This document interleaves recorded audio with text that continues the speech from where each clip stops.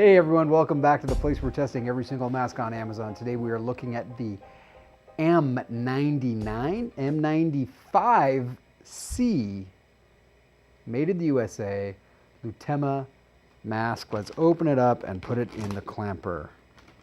Met these guys at the beginning of the pandemic when you could not get masks anywhere, and they're pretty good guys. They are really good at selling on Amazon. They sell a lot of stuff on Amazon. I think they said they manufacture shoes in Kentucky. They make like light bulbs or something like that. So they've been doing this for a long time. When the pandemic hit, they were like, we're going to make masks because people need masks. All right. This is a PFE machine, Particulate Filtration Efficiency Machine. We're doing the N95 test. Why are we doing that? Well, that's a good question, because this is not an N95.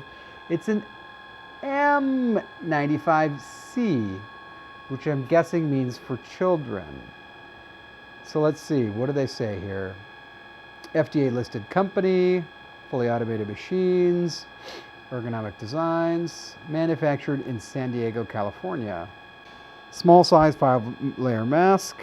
Melt blown. They're not making any claims on any side. Now, I'm going to go ahead and call this a claim. Saying it's an M95, one letter away from N, I think people are going to probably associate that with N95.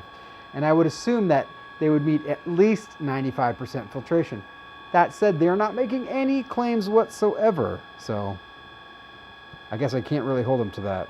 This is the earloops are very thin, stronger than I would anticipate. But I've seen stronger earloops. Try putting it on. Now remember, this is made for kids. Actually, it's a very thin mask, but oh, I know this smell well. This smell is a haunted house. I was just in a haunted house, and the smell from the smoke comes through. This smells like that smoke. It's not a terrible smell. It's not overwhelming, but it's very, very particular. A haunted house smoke smell. That's a new one for a mask. All right, let's switch on over to the PFE machine.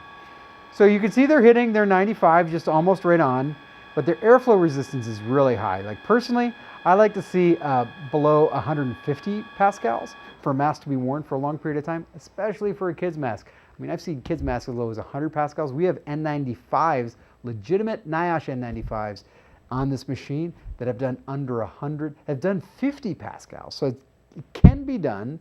That said, they're meeting the efficiency standard there.